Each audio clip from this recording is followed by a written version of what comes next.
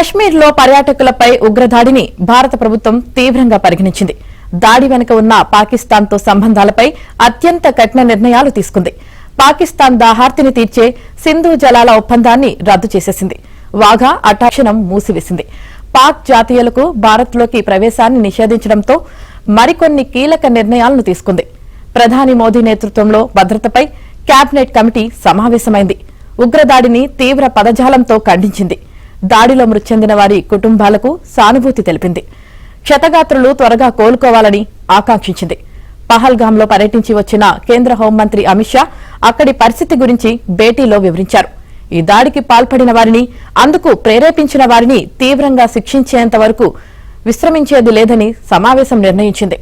పూర్తి స్థాయిలో అప్రమత్తంగా ఉండాలని త్రివిధ దళాలకు సూచించింది.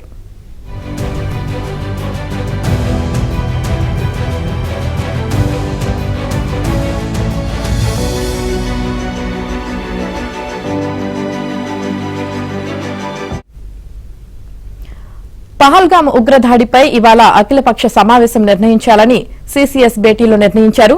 ఈ మేరకు రాజ్నాథ్ సింగ్ అన్ని పార్టీలకు ఆహ్వానం పంపారు. ఈ సమావేశానికి కేంద్ర హోంమంత్రి అమిత్ షా హాజరు కానున్నారు. ఉగ్రదాడి ఘటనపై కేంద్రం తీసుకున్న నిర్ణయాలపై ఈ సమావేశంలో చర్చించే అవకాశం ఉంది.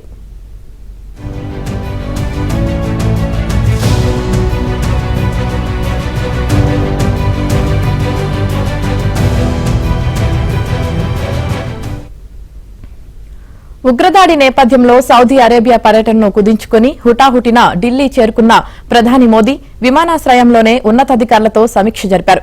బుధవారం ఉదయం జాతీయ భద్రతా సలహాదారు అజిత్ దోభల్, విదేశాంగ శాఖ మంత్రి ఎస్ జయశంకర్, విదేశాంగ శాఖ కార్యదర్శి విక్రమ్ మిశ్రీతో ఎయిర్పోర్ట్లోనే ప్రధాని ఉన్నత స్థాయి సమావేశం నిర్వహించారు.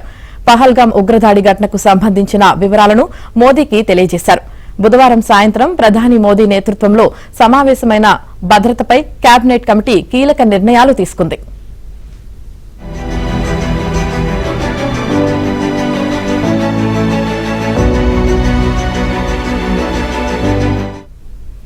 జమ్మూ కాశ్మీర్లో పహల్గాంలో జరిగిన ఉగ్రదాడి నేపథ్యంలో దేశ రాజధాని ఢిల్లీలో భద్రతను కట్టుదిట్టం చేశారు.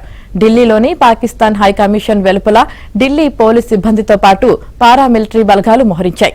అక్కడ శాంతి భద్రతలకు ఎటువంటి ఆటంకం కలగకుండా పటిష్ట చర్యలు చేపట్టామని ఓ సీనియర్ పోలీస్ అధికారి తెలిపారు.